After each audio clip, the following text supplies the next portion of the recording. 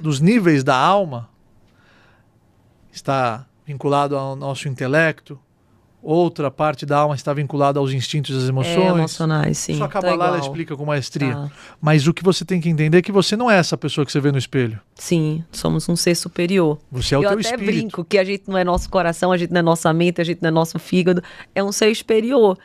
Então, às vezes, mesmo que a gente esteja pensando um monte de coisa errada, ou tipo besteira, pensamentos disfuncionais, a gente diz, não, opa, epa, não sou eu. Não acredite neles.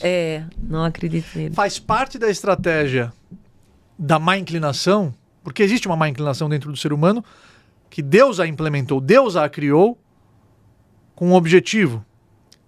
Existe uma má inclinação dentro do ser humano que Deus criou com um objetivo de nos testar, para que exista a meritocracia, para que exista uma recompensa por detrás das boas ações feitas por uma escolha de fazer o bem, apesar de ser possível fazer o mal. No judaísmo Então, fala de diabo também? Não é o diabo que você vê na revistinha, no gibi com o tridente e os chifrinhos, não. Mas fala, tem Existe o Yetzer Hará. O Satanás também, existe pra o vocês? Satã, existe o Yetzer Hará, que ele foi criado com um propósito positivo. Deus criou ele com um propósito positivo de te testar. E esses instintos, essa má inclinação que existe dentro de você, ela vai te testar até o último suspiro. E essa é a beleza da vida. É você vencer essa tendência, você vencer essa má inclinação. Aí você está evoluindo. E ser superior. E ser livre. Quem é um homem livre? É aquele que estuda a Torá. Por quê? Essa Torá, esse estudo vai lhe proporcionar um conhecimento que vai nutrir os sentimentos e que vai fazer com que ele decida o que é valioso, mesmo que não seja a decisão mais confortável naquele momento. A má inclinação, ela é benéfica para a evolução espiritual do ser humano nessa terra. Ela foi criada pelo Criador com um propósito. E nós, quando entendemos que a nossa alma é a nossa verdadeira essência e que o corpo é a roupa e que vai chegar um momento que essa desconexão vai acontecer e você vai se deparar com a sua verdadeira personalidade espiritual eterna, você vai entender que não existe um prazer mais intenso do que se conectar com o seu Criador. E o segredo é você, em vida, mesmo quando a conexão não é no seu nível máximo, depois da desconexão entre corpo e alma, o grande segredo e a grande sabedoria e o que a Torá tem de força para proporcionar para o ser humano experiências espirituais que nos fazem lembrar um pouquinho do que vai ser e da nossa essência, no dia dessa conexão absoluta. Então, experimente se espiritualizar. Vocês oram 3 vezes, né, por dia, né? metas espirituais e você vai trazer uma felicidade incondicional para o teu dia a dia. 3 vezes um judeu reza por dia. Quanto de manhã, tempo? De tarde, de noite. Eu tenho um tempo, não? Meia hora, De manhã hora? demora 1 hora, de tarde é mais curto, de noite também é um pouco mais curto. Tem as rezas especiais do sábado, do Shabat, tem as rezas especiais das festividades judaicas, tem rezas antes de comer, depois de ir no banheiro. Ah, tem isso? Agradecendo que tudo está funcionando perfeitamente bem, porque ir no banheiro hoje então é um milagre. Vocês agradecem o tempo inteiro, isso é tudo. bacana, hein? Claro, por então tudo. vocês agradecem pra ir no banheiro, agradecem a água, agradecem o café. Exato, porque o judeu vem da palavra Yehudi. Como é que é judeu em hebraico? Yehudi. Yehudi. Da onde vem o termo Yehudi? De Yehudá. Quem foi Yehudá? Judá. Quem foi Judá? Filho de Jacob. Por que a sua mãe Leia lhe deu o nome de Judá, de Yehudá? Cada uma delas, das esposas de Jacó, entendeu que teria um determinado número de filhos. Leá sabia que a parte dela seria 3 filhos na construção das 12 tribos de Israel, do povo judeu. Quando ela teve o 4º, eu recebia mais do que nós imaginávamos que eu receberia. Então, a Pam Odet Hashem, vou agradecer a Deus por essa parte a mais que ele me proporcionou.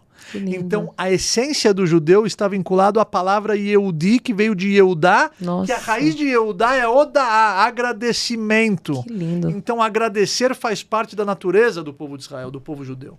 E se eu não for grato, eu não vou ser humilde. Se eu não for grato, eu vou fechar portas na minha vida. Se eu não for grato, eu vou deixar o orgulho tomar conta e eu vou se me transformar numa pessoa arrogante e intragável. Se eu não for grato, eu não vou honrar meu pai e minha mãe. Se eu não for grato, eu não vou rezar com a intenção. Sim. E com o amor a Deus, que Ele exige de nós. Esse amor. Mas esse amor, ele só é possível quando você tem uma fé.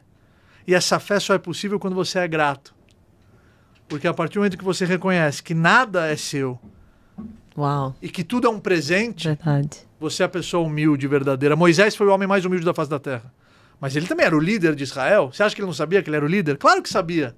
Mas ser humilde não é ficar andando cabeça para baixo, sem querer ter um protagonismo, sem querer criar e fazer a diferença na vida das pessoas. Não, ser humilde é você reconhecer que tudo que você recebeu é um presente e que você precisa fazer com que isso se transforme em algo nobre para toda a humanidade. A humildade verdadeira é você reconhecer que você possui dons e qualidades peculiares suas, mas entender que isso é um presente divino ao mesmo tempo. Quando você entende que é um presente divino, que você não é dono disso, que você tem que usar isso, senão isso vai ser retirado de você a qualquer momento. Aí sim você vai se transformar numa pessoa humilde de acordo com o judaísmo. E que pontos você vê em Moisés, que foi o homem mais grato da Bíblia? Eu nunca tinha parado de pensar nisso. Mais humilde. Humilde. Porque ele reconheceu que tudo que ele construiu, tudo que ele conquistou, foi graças aos presentes que ele recebeu do Altíssimo. Uhum. Você imagina um líder que não tem boa dicção? É verdade. Ele não tinha uma boa oratória, ele tinha Kaved Peve, Kaved Lashon, está escrito na Torá, que ele tinha uma boca pesada e uma língua pesada. Tanto que o irmão dele que... era o seu porta-voz perante o faraó.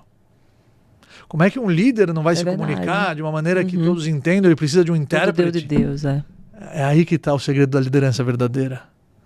O segredo da liderança verdadeira é você acreditar na causa, você ser apaixonado por ela e você se comunicar de uma maneira vibrante, porque existe um idioma que todos entendem, que é a linguagem do coração. E é com essa linguagem que você vai conquistar o seu público e é com essa linguagem que você vai passar a mensagem que você quer passar. Maravilhoso. Muito bom. E eu queria saber... É um pilar também. É um dos pilares. Você perguntou dos pilares. Sim, não, maravilhoso. E eu queria saber aqui, né? Vocês usam essa... Como é que chama? Kippá? Kippá. Antes de você chegar, a gente estava conversando. Você disse, não... eu perguntei, eu disse, não, vou dizer lá. Tá no ar, aproveita no ar. É uma cobertura que o judeu usa. É proteção, eu imaginei isso. Desde a época do Talmud. Vocês não deixam, né? Colocar a mão na cabeceira, né? Você sabe que isso não é um preceito? Não. Não existe uma mitzvah, mas é um costume que virou um costume universal judaico, porque no Talmud nós encontramos uma passagem, um grande sábio que ele cobria a cabeça antes de estudar, antes de rezar. Olha. Como é que eu vou me conectar com o Eterno? Eu estou aqui na minha presença, o Criador do universo, o Criador do céu e da terra, o Criador do mundo, ele está aqui, eu não vou cobrir a minha cabeça em respeito a ele. Então a Kippá, ela faz o judeu se lembrar que existe uma força maior acima do nosso cérebro. Uau, entendi. Isso é bacana. É uma lembrança. Uma lembrança. E essa lembrança é muito importante. Sim. Porque na rotina do dia a dia a gente se esquece. Sim. Que a gente entra na Matrix. Não é a minha força. Não sou eu. É Deus dentro de mim